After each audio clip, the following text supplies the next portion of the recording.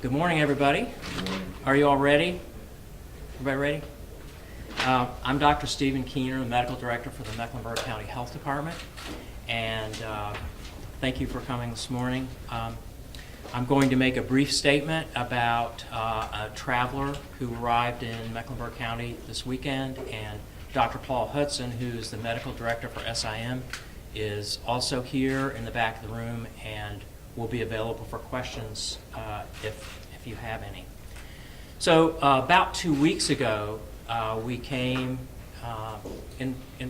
before you and announced that the CDC had put in place a new procedure for travelers that were arriving from the 3 West African countries, Guinea, Liberia, and Sierra Leone, who would arrive through the 5 major airports, and that travelers identified as having been in those countries would then be, information about those travelers would be transmitted to the states, and the states would notify, at least in North Carolina, the counties when travelers arrived. And we have been continuing to monitor travelers in that category who are at low risk.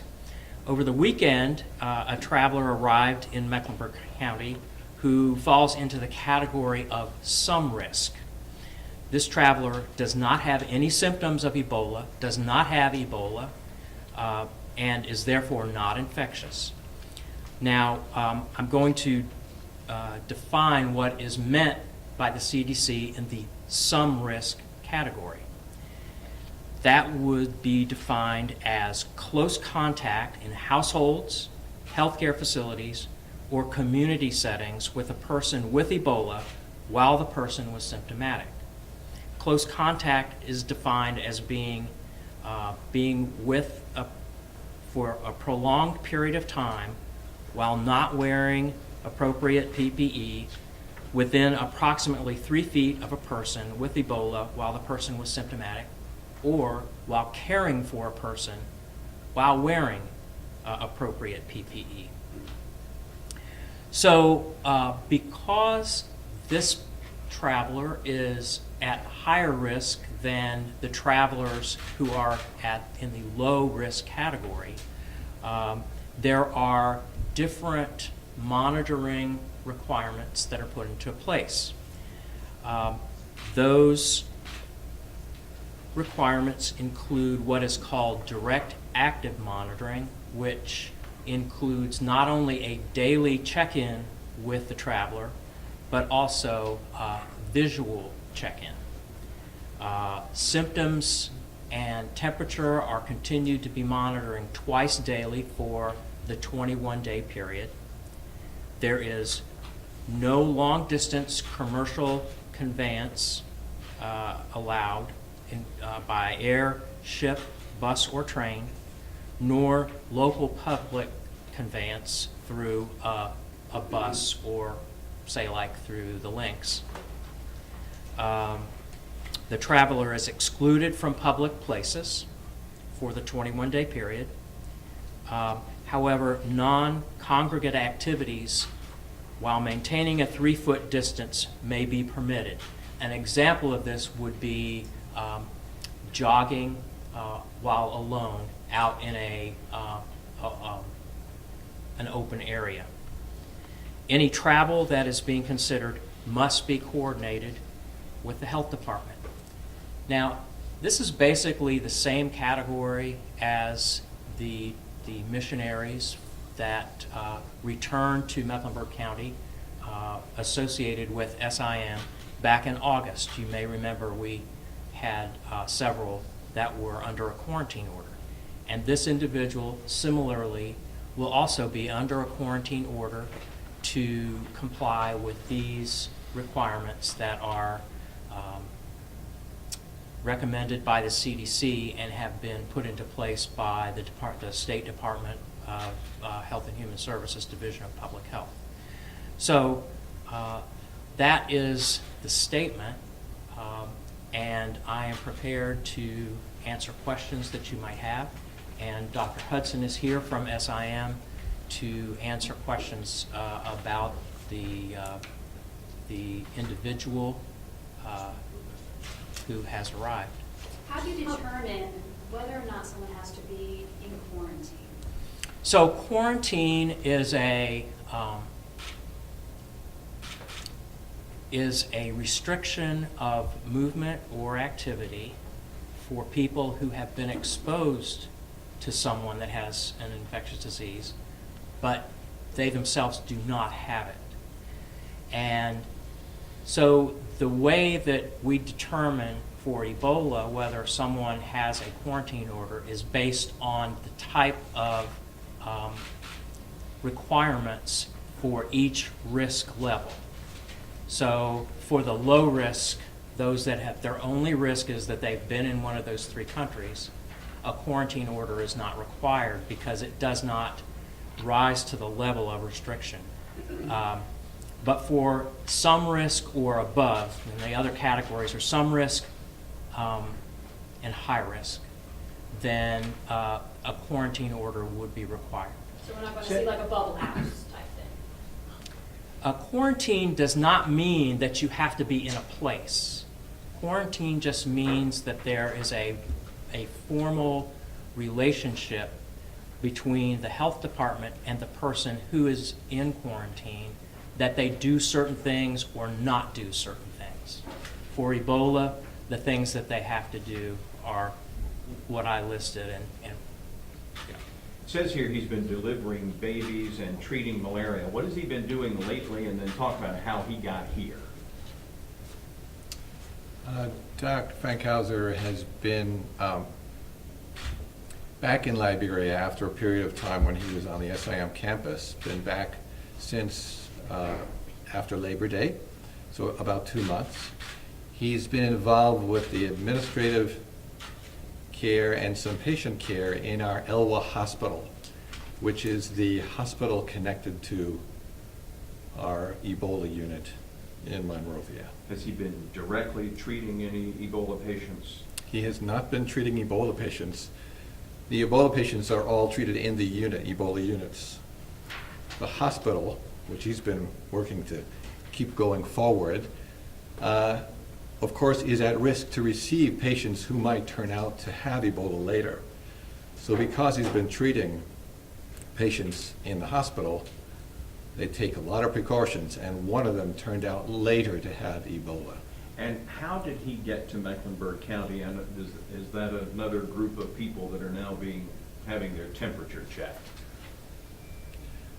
He flew into the Atlanta airport and was screened in the airport and apparently assigned this risk by the authorities there, and then came in private car from the airport to the SIM campus here in Charlotte. You say he hasn't been treating Ebola patients recently, but talk about his history. He's been treating Nancy Wright-Bowl, Kent Brantley, Dr. Sabra. He's been on the front lines for a long time. He's been on the front lines from the beginning of this outbreak, and was involved in helping prepare the hospital and all of our Liberian staff to adequately treat Liberians, and then has been involved in treating patients with Ebola in his previous trip to Liberia. So that included at the last part of his previous trip, treating both Nancy Wright-Bowl and Kent Brantley. Then it was interrupted in August when he was brought home. But since then, he didn't go back to treat Ebola patients per se, but more help the hospital keep going. Can you talk about just his commitment to this outbreak?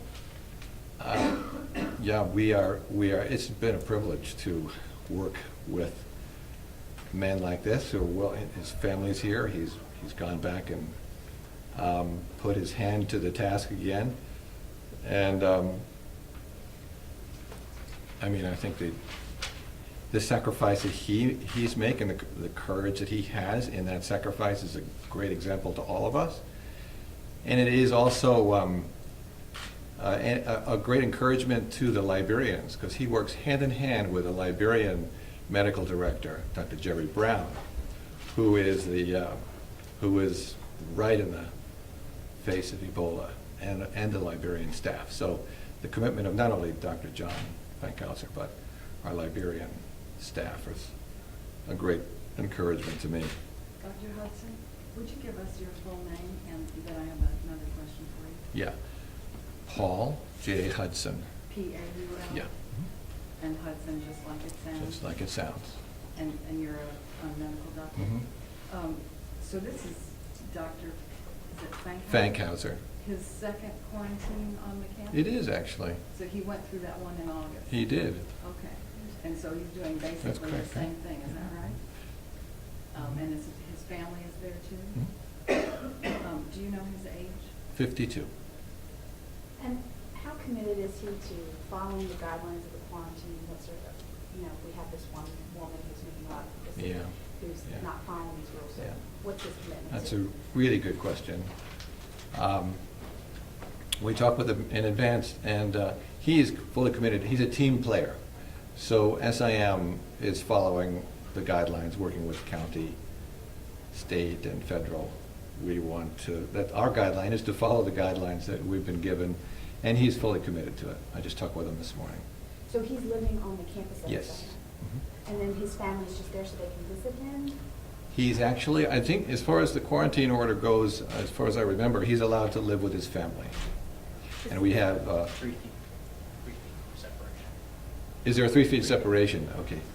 So he's in, there's an RV park that we have on the back 40 of our campus, and they're living in several of those RVs. Did someone drive him from Atlanta to Charlotte? Yes, his wife. His wife. So he was with his family on the trip from Atlanta? I to think it Charlotte. was just his wife. What brought him back at this time? Was it furlough or from mission work or what? You know, there's such intensity in this outbreak that, and he's without his family there, so he needs to come out for rest and rehabilitation, at least for a couple of weeks before he goes back. So he is planning to go back? I believe he is planning to go back, yes. So how long exactly has he been there in total? He arrived in Liberia in November of 2013 from his previous position as a teacher and a medical director of a hospital in California, as you've got on your bios. What day is he on in this quarantine? Do you know the day he's on? I think he arrived on Saturday. So, let Dr. Sorry, I just want to make sure I Keener- understand the Maybe timeline. an arithmetic moment here.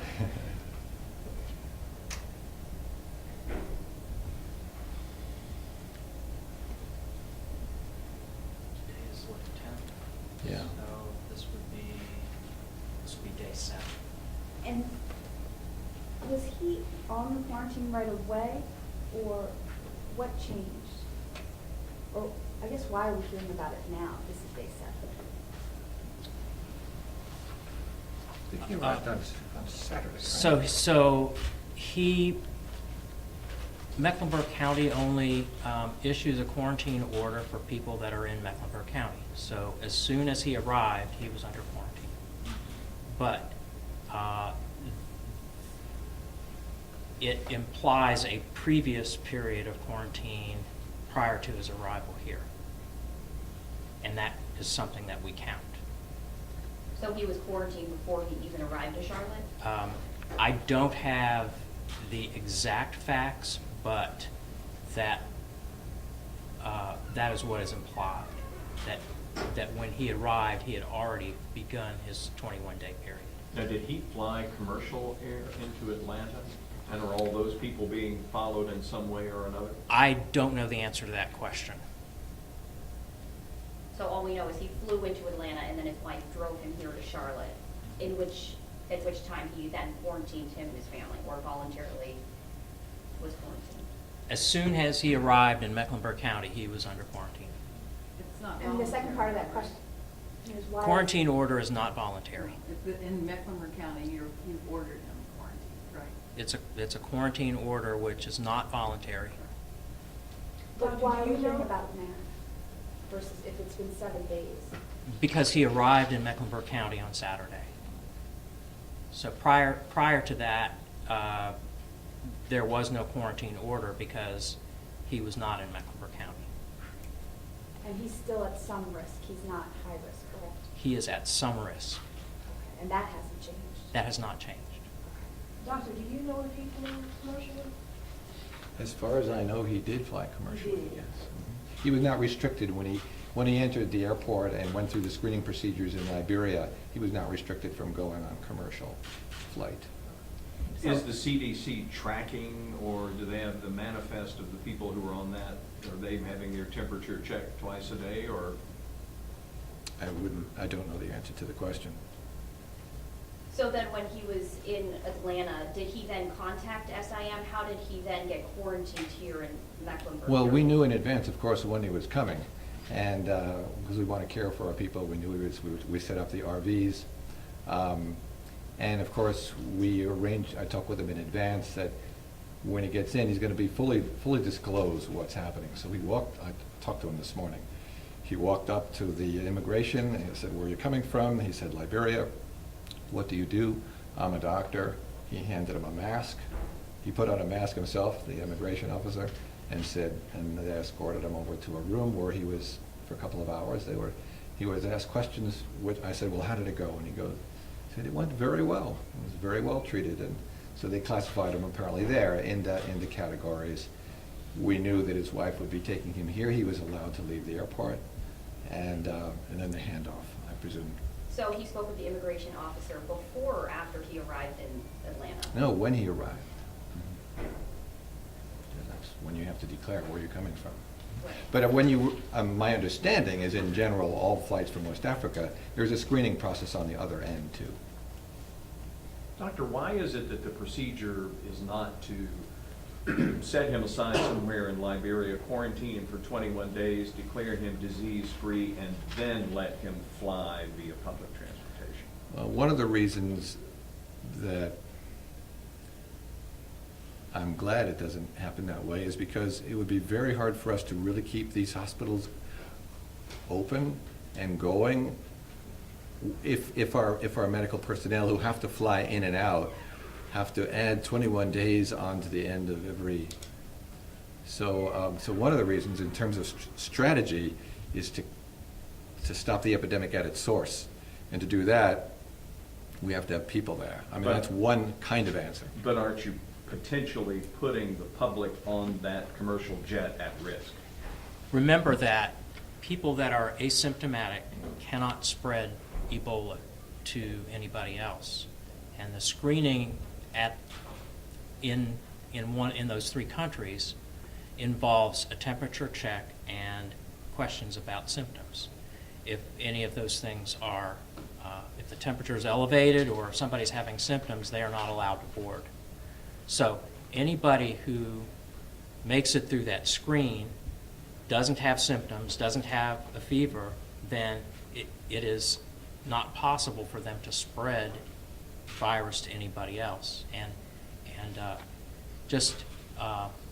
you remember the patient, Patrick Sawyer, who's actually he was a U.S. citizen in Liberia, who was ill and was allowed to board. This was before all these screening was in place.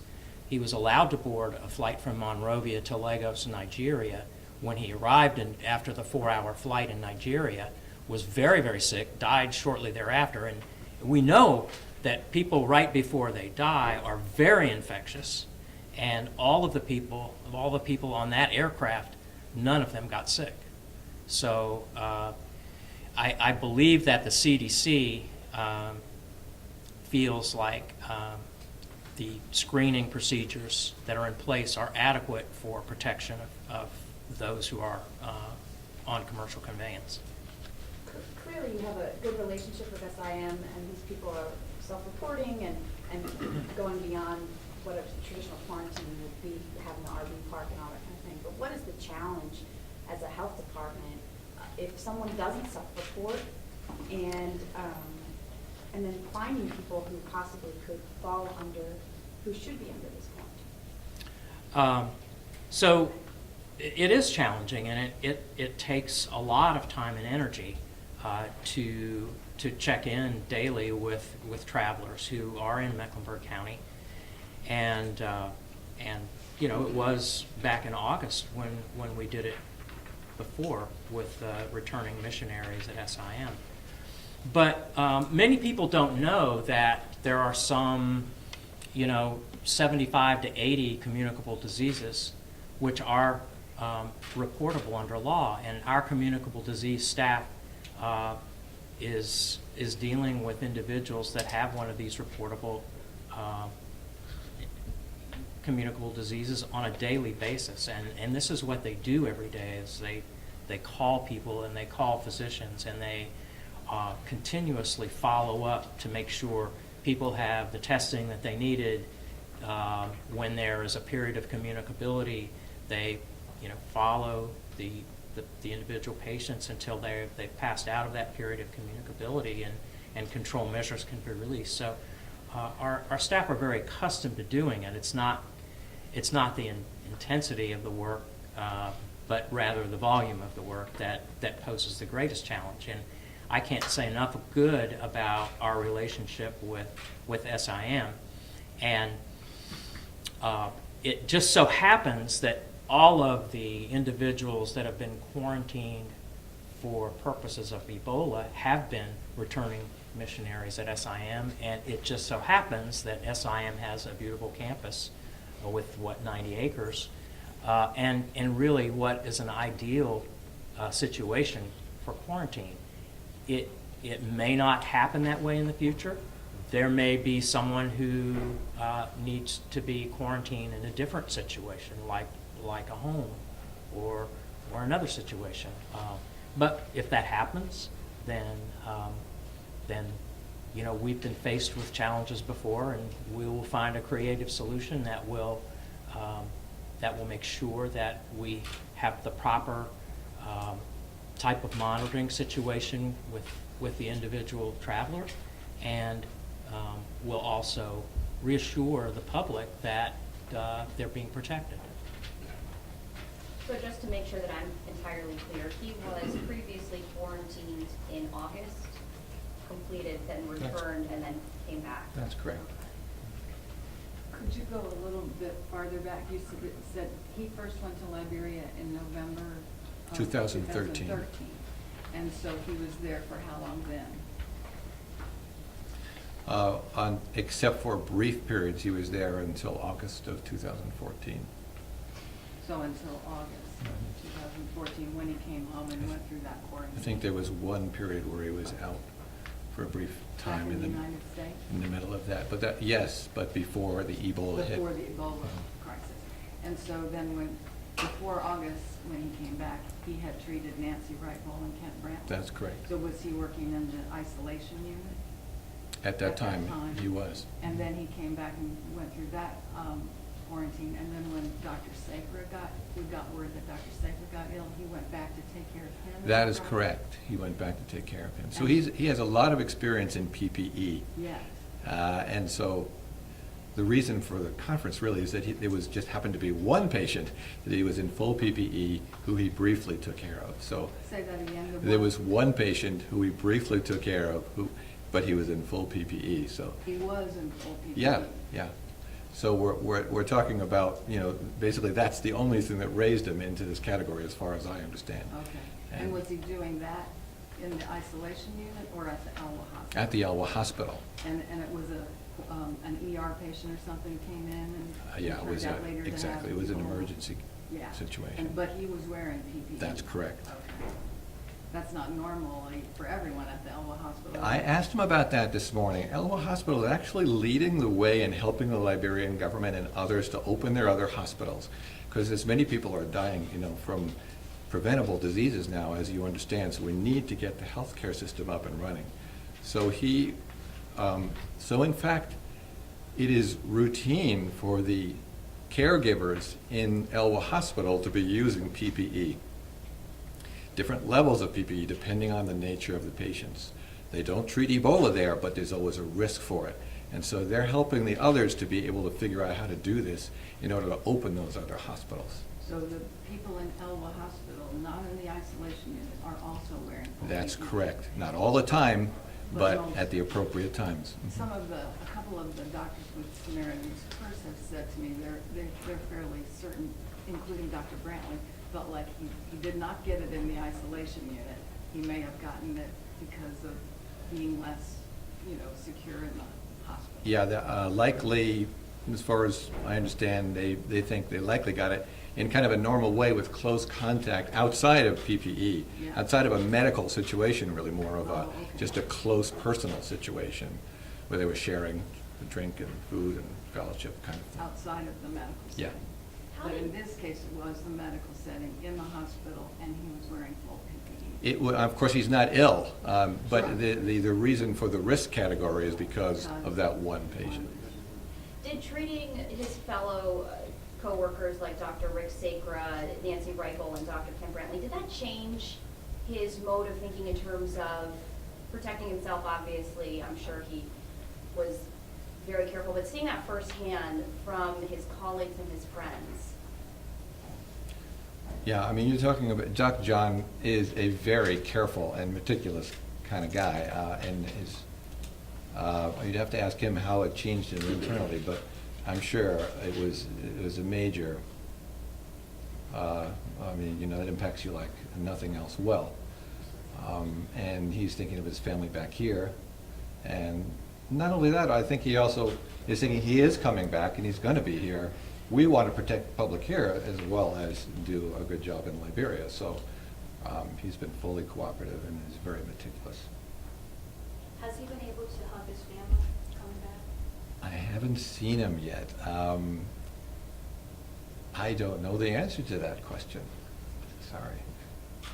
If we can, we're just going to stop right now. If you'd like to do individual interviews, then you can speak to Palmer Holt for our SIM representatives, and Dr. Keener will be available for that as well.